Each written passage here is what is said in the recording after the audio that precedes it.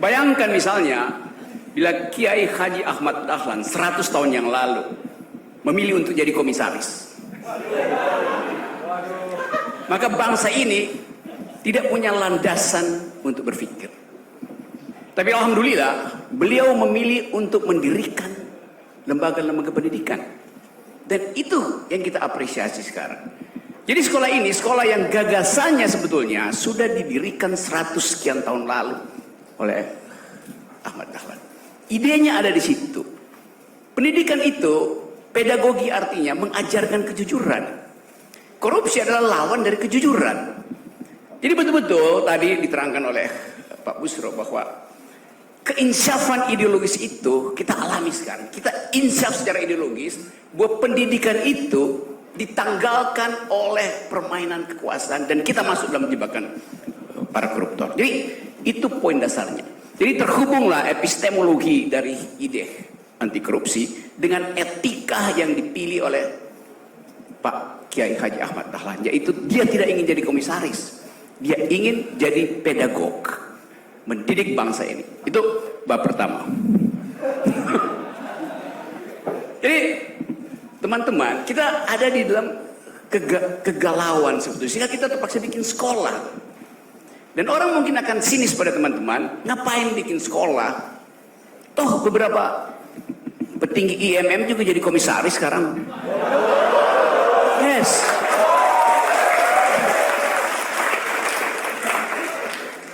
Jadi ini semacam refleksi juga untuk menghalangi jangan sampai ada generasi yang diturunkan.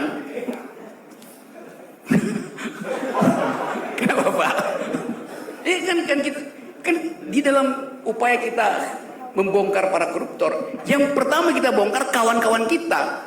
Justru itu saya ada di sini itu. Jadi ini adalah upacara untuk namanya apa? Ini bukan pembukaan sekolah anti korupsi. Penutupan sekolah para koruptor.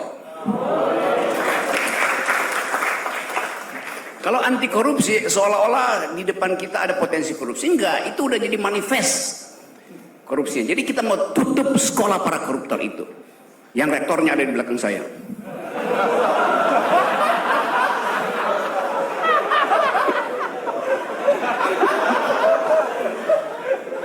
Karena kalau saya ingatkan pada saudara, Pak Jokowi, saya sengaja supaya diluruskan. Presiden berkampanye di periode kedua, saya akan memimpin langsung pemberantasan korupsi. Itu yang disebutkan oleh sang kepala sekolah pada waktu itu. Dan sekarang ada rekan separtainya kabur dari Indonesia, balik lagi dengan pakai Gulfstream private jet seharga 400 miliar. Ada fotonya. Beliau berdampingan dengan presiden. Ada fotonya. Beliau berdampingan dengan separuh kabinet. Jadi kalau kita tanya, di mana sekolah para koruptor? Dia di kabinet. Di markas partai, di parlemen. Itu yang mau kita tutup sebetulnya. Karena mereka yang merusak bangsa ini, yang membuat kita tidak bisa membayangkan masa depan, yang membuat milenial itu ya udah nggak usah ikut pemilu, nggak usah berpolitik. Sekarang milenial membenci politik karena dianggap politisi itu identik dengan koruptor.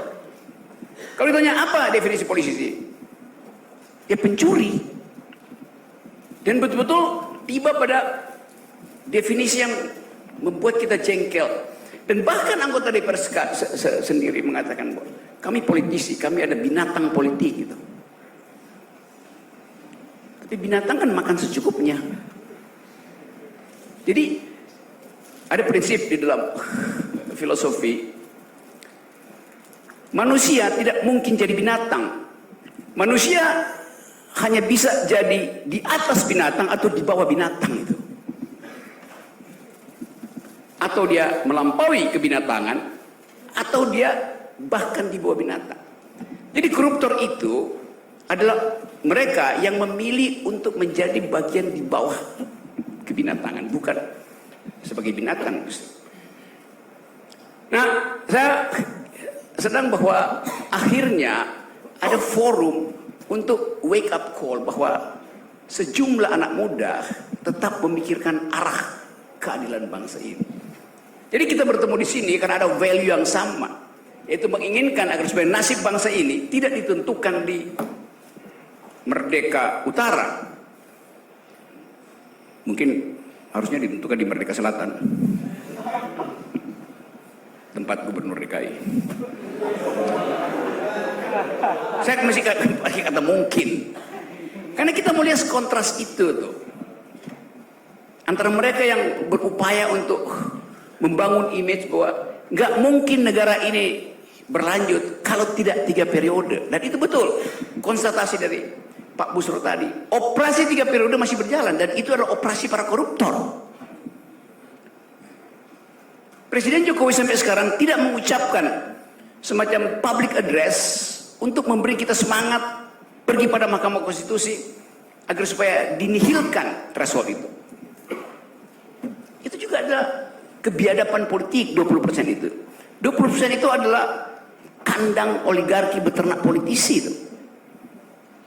Atau tadi pakai istilah Pak Busro, perbudakan politik. Diperbudak di situ supaya tertutup matanya bahwa di luar sana ada sang surya yang sebetulnya jadi panduan moral kita. Kita hilang mempercakapan itu. Bayangkan misalnya kalau satu waktu ada upaya untuk memberantas korupsi dengan proposal dari IMM, daripada Imawan dan Imawati, ada proposal bagus. Proposal itu beredar ke semua partai politik, menginginkan agar supaya ada undang-undang untuk mewajibkan setiap kader partai politik ikut sekolah anti korupsi dulu.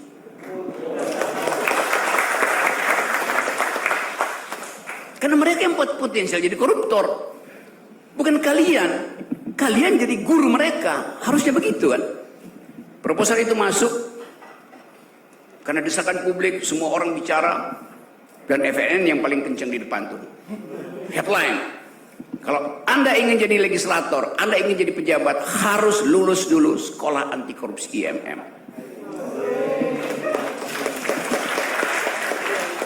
Karena memang FNN kerjaannya begitu, forum nantang-nantang. Nah, forum nantang-nantang ini dengan proposal edukatif dari IMM nyampe ke meja presiden. Presiden mulai resah karena dia berpikir 2 anaknya mesti ikut sekolah dong.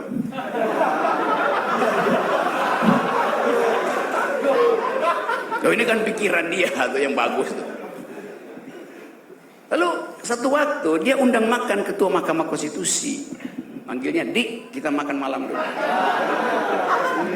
Sebagai keluarga. Di tengah upacara makan itu, sang presiden bertanya,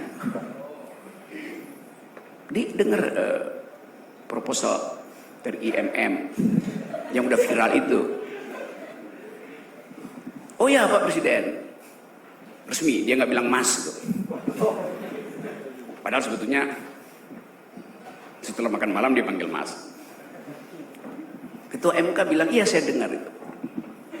Bagaimana pendapat Mahkamah Konstitusi?" "Oh itu bagus. Karena itu akan jadi sinyal pertama bahwa bangsa ini sedang menumbuhkan pemerintahan yang bersih." Lalu Pak Jokowi bilang, "Maksudnya apa?" "Menimbulkan pemerintahan yang bersih." Mau nyindir ya? Tiba-tiba Pak Jokowi jatuhkan sendoknya. Ting! Berhenti percakapan itu. Hanya dengan sinyal sendok dijatuhkan, itu artinya hentikan proposal IMM. Karena kekuasaan bisa melumpuhkan semua ide. Jadi kita bayangkan bagaimana susahnya menerbitkan pikiran baru tentang pemerintahan yang bersih. Junto pemerintahan yang baru. Melalui tema ini, Seluruh bangsa ini sebetulnya diganggu kesadaran etisnya. Tapi pertanyaan kita, gangguan itu masuk nggak sampai ke otak terakhir dari kekuasaan? Kalau di ujung pembicaraan kita, 20 menit setelah selesai kita bersidang di sini, ada seseorang datang lagi dengan rompiku oranye di gedung KPK, lalu kasih konferensi pers. Lalu pers kerubutin dia di koridor depan KPK tuh. Apakah dia akan dipermalukan di situ?